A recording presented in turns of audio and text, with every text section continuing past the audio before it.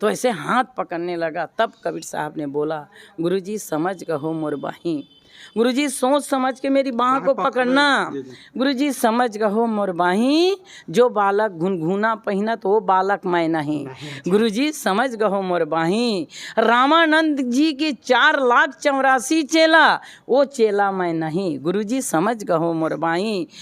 इस वीडियो को लाइक करें, हमारे चैनल को सब्सक्राइब करें, बेल आइकन जरूर प्रेस करें हमारी न्यू वीडियो सबसे पहले देखने के लिए। तो साथियों आ चुके हैं वह स्थल पे जहाँ पे कबीरदास जी का मतलब यहाँ पे प्रकटल्य स्थली है जो कि बहुत ही प्राचीन है।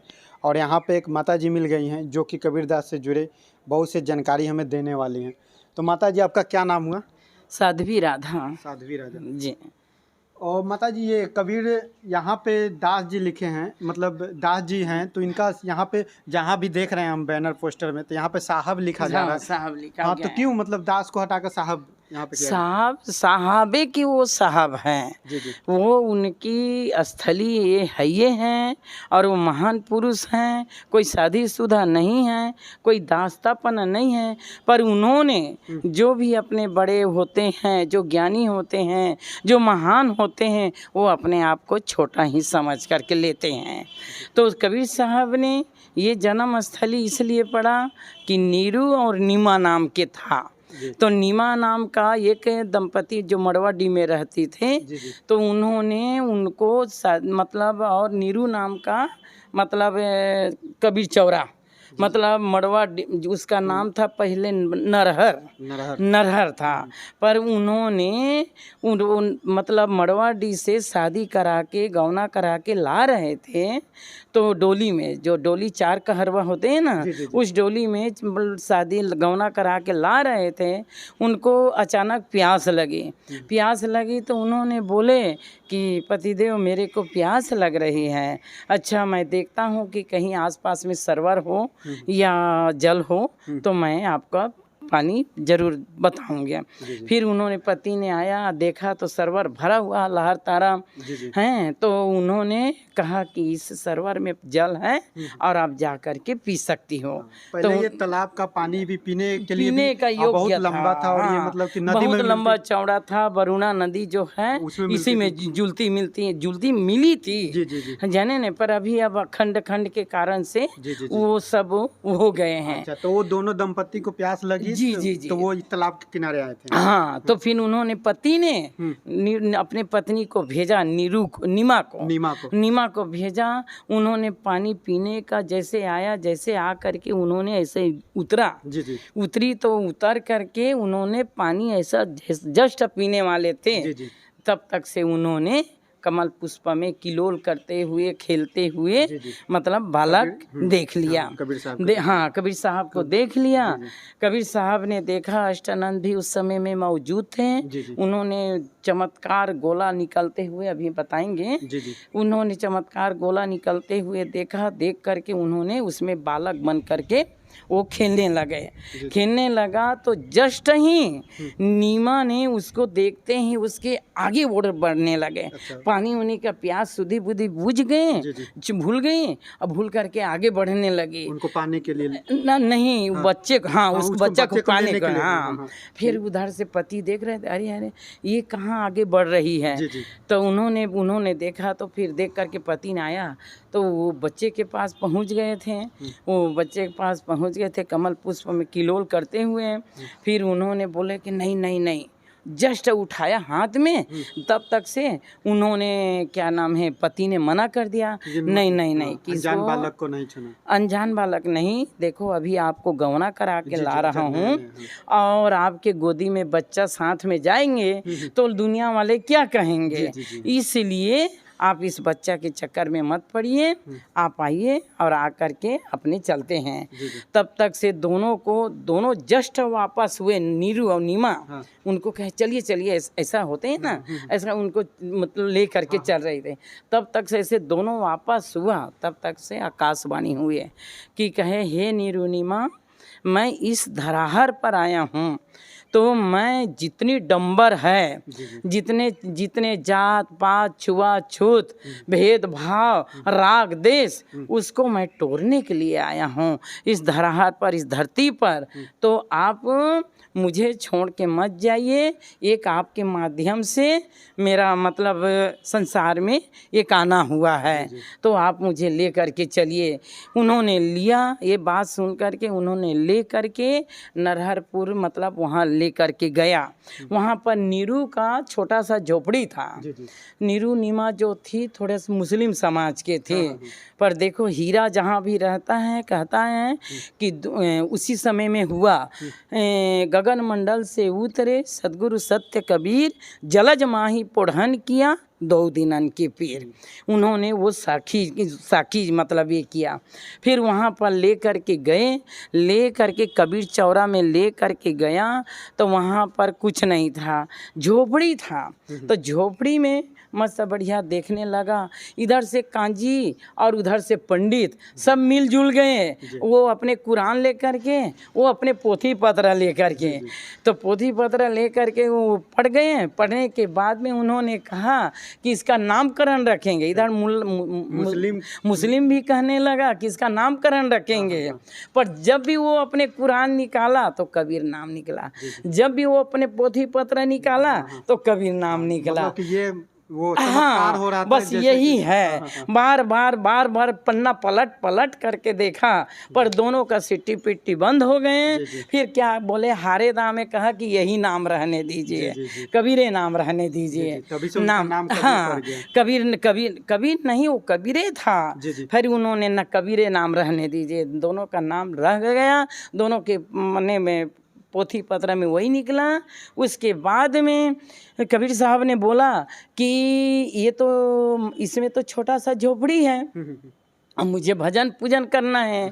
तो उन्होंने मिट्टी खोदा, मिट्टी खोद करके उन्होंने मिट्टी ले बनाया और बना करके ऐसे करके चबूतरा बनाया।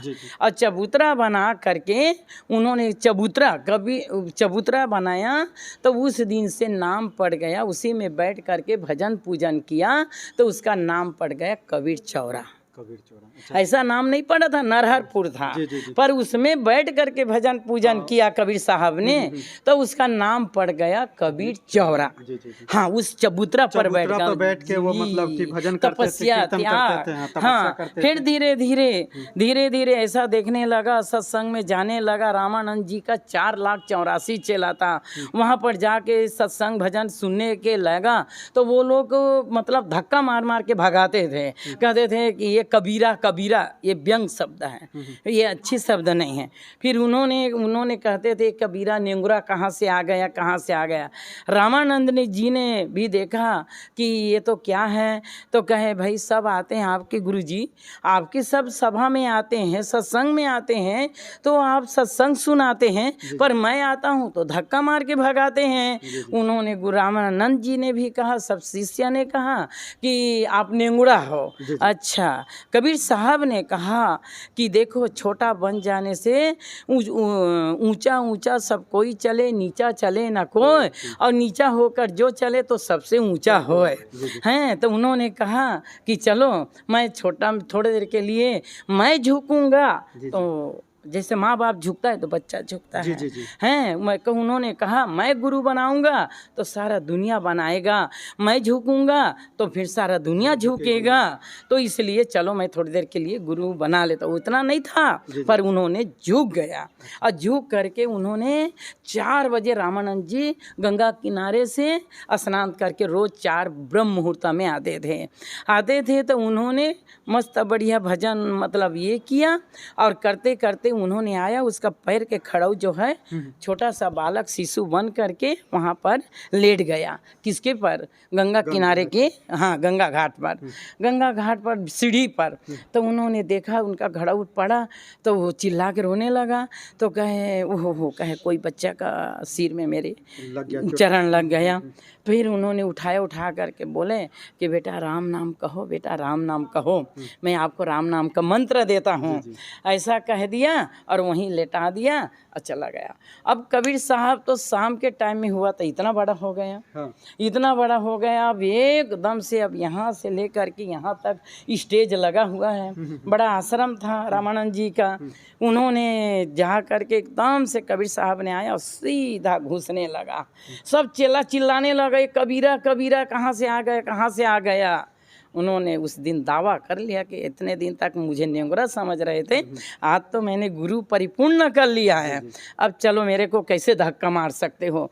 एकदम से गुरु जी का जहाँ सीढ़ी लगे थे वहीं पर लगा। वहाँ पर जा करके जा पहुँचने वाले थे तब तक से कहे आज इस कबीरा को मैं ही हाथ पकड़ के निकालूंगा। तो ऐसे हाथ पकड़ने लगा। तब कबीर साहब ने बोला, गुरु जी समझ कहो मोर बाही, गुरुजी सोच समझ के मेरी बाह को पकड़ना। गुरुजी समझ कहो मोर बाही, जो बालक घुनघुना पहिनत वो बालक मैं नहीं। गुरुजी समझ कहो मोर बाही, रामानंद जी के 4,84,000 चेला, वो चेला मैं नहीं। गुरुजी समझ कहो मोर बाही, मैं हूँ शब्दहारी, मैं कहे मैं हूँ शब्दहारी और शब्द ही आवाजाही, कहे पाथर पूजत नहीं। गुरुजी समझ गहो मोर बाहें। 3 शब्द कहे तो कहे अरे कहे गुरुजी आप तो मेरे बाह पकड़ के निकाल रहे हैं, तो किस लिए निकाल रहे? कहे आप निंगुरा हो कबीरा, आप निंगुरा हो। कहे गुरुजी आपने शाम के सुबह के समय में ब्रह्म मुहूर्त में मुझे आपने दीक्षा शिक्षा दिया है जो सीढ़ी के नीचे। कहे बेटा राम नाम कहो, राम नाम का आपको मंत्र देता हूँ। तो गुरुजी मैं कहाँ मतलब निंगुरा रह गया। रामानंद जी दंग रह गया, अरे आज सुबह था इतनी बड़ी शिशु थे और अभी इतना बड़ा हो गया। ऐसा कहने के बाद में मैं बहुत शॉर्टकट में कह रही हूँ, हम प्रवचन में बहुत अच्छी से सुधार के बोलना। हाँ, फिर उन्होंने बढ़िया से ये करके रहा। फिर 4,84,000 चेला में कबीर साहब को मैंने समझ लिया। उस दिन से कहे कोई अरे गहरे पुरुष नहीं है, ये कोई आदि पुरुष है। उन्होंने समझ लिया और सभी चेलाओं में से उसको श्रेष्ठ चेला बना लिया।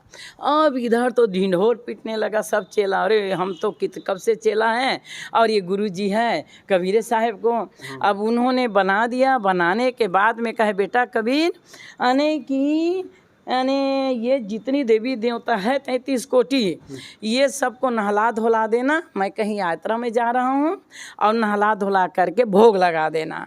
ठीक है गुरुजी का है, गुरुजी का आज्ञा का पालन तो करूँगा। उन्होंने क्या बनाया, बड़ा टोपला लाया और बड़ा डंडा लिया।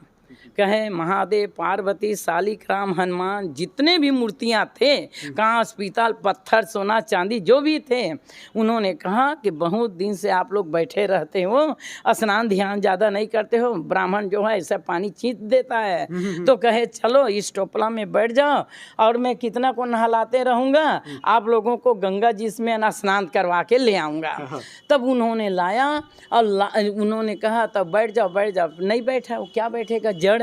तो उन्होंने कहा चलो तुम लोग का तो हाथ पैर है नहीं, मैं ही आप लोगों को ले जाता हूँ गंगा जी में। उन्होंने सब टोपला में भर के ले गया और सबको गंगा जी में डाल दिया। गंगा जी में डाल करके कहे जाओ, जब तक स्नान करके इस टोपला में नहीं बैठोगे तब तक से मैं यहीं पर भजन कर रहा हूँ। अब वो तो डूब गया, सब मूर्ति को डुबा दिया। अब इधर हाहाकार मच गया। रामानंद जी आया, आकर के कहा क्या हुआ, देखो ये हाल कबीरा ने किया। तो कहा गुरुजी आप हमको समझा नहीं और उनको श्रेष्ठ बना करके आपने वो ये हाल किया, सब देवी देवता को लेकर के गंगा जी में डाल दिया है कहाँ? कहे वहीं पर भजन कर रहा है। आज जा करके देखता है बेटा कबीर ये क्या किया। तो कहे गुरुजी आपने जो कहा था कि स्नान करके भोग लगा देना। अब मैं सोचा कि ये लोग बहुत दिन से बैठे रहते हैं, नहाते धोते नहीं हैं, तो चलो आज मैं गंगा जी में स्नान करवा के ले आता हूँ। ऐसा करके मैं लाया, ये लोग अभी तक नहीं आ रहा है, तब तक मैं भजन कर रहा हूँ। उन्होंने कहा बेटा ये जड़ है, बेटा ये जड़ है, ये चेतन नहीं है, ये जड़ है, कांच का, पीतल का, पत्थर का, ये मूर्ति है, बोलता नहीं है, खाता नहीं है। तब फिर कबीर साहब ने कहा, गुरुजी फिर संसार को कैसे चूतिया बना करके रखे हो, संसार को कैसे चूतिया बना करके रखे हो कि इसी में मुक्ति हो जाएगा, इसी को पूजो, इसी को दान दक्षिणा करो। इस तरह से उन्होंने कहा। कबीर साहब यहाँ पे उनका कितना दिन तक समय बिताए थे? और यहाँ पर ज़्यादा दिन नहीं, कब ज़्यादा समय कबीर चौरा में बिताया है। वहीं पर तपस्या त्याग किया, फिर मगहर गया। थोड़ा पूरा कर दो ना, अब क्या क्या थोड़ा बचा है। वहाँ से लोगों को लगता था कि जीवन भर पाप करो, अब काशी में आकर के तुम्हारा मुक्ति हो जाएगा। कबीर साहब ने ऐसा कहा कि ऐसा नहीं हो सकता, पाप का प्राचीन करना पड़ेगा है। तब उन्होंने ये किया। फिर लगता था कि मगहर में, जो गोरखपुर के पास है, मगहर में लगता था कि वहाँ पर जो मरता है गदहा होता है। कबीर साहब ने कहा कोई मरने के लिए तैयार तो है नहीं हैं। और कोई राजा का था बिरसिंह बघेल का और बिजली खान का। उन्होंने ऐसा संकल्प कर लिया था कि वो देश में पानी नहीं गिर रहे थे, अंकाल पड़े थे। कबीर साहब ने कहा, किसी ने कहा कि कबीर साहब को लाओगे तो यहाँ पानी का जल बह जाएगा। उन्होंने वहाँ पर गया और जा कर के भरम को मिटाया। वहाँ पर तपस्या त्याग किया। अमी नदी, उसको अमी नदी बोलते हैं, वो अमी नदी में गंगा बहाया। फिर उसके बाद में शरीर छोड़ा, कहे चलो गधा, कुछ लोग बात कहते हैं कि गधा बनता है मगहर में मरने से, तो कहे चलो मैं वहीं मर के देखता हूँ। तो उन्होंने शरीर छोड़ दिया।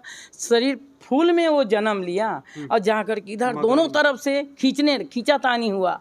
हिंदू कहते थे हम जलाएंगे, मुस्लिम कहते थे हम गाड़ेंगे, दोनों तरफ से सरासर लड़ाई होने लगा। तब कबीर साहब ने फिर आकाशवाणी दिया, कहे खोलो पर्दा है। दोनों चादर ओढ़ाया था, दोनों चादर ओढ़ाया। तब कबीर साहब ने फिर आकाशवाणी हुआ, भाई भाई की मार काट चालू हो गया। तो उन्होंने कहा खोलो पर्दा है नहीं मुर्दा, युद्ध अवस्था कर डाली, सुन के यह बाणी अचरज मानी, देखी निशानी सिर मारी। अब ज़्यादा नहीं ले रहे, बहुत लंबा है श्लोक। फिर उन्होंने उस जगह से कहे तुम खोल के तो देखो। खोल के देखा तो 2 फूल निकला। तो देख रहे ये दोनों का नक्शा देख रहे हैं। तो एक में मस्जिद बन गया और एक में मंदिर बन गया। बोलो सदगुरुदेव की जय, सदगुरु कबीर साहिब की जय।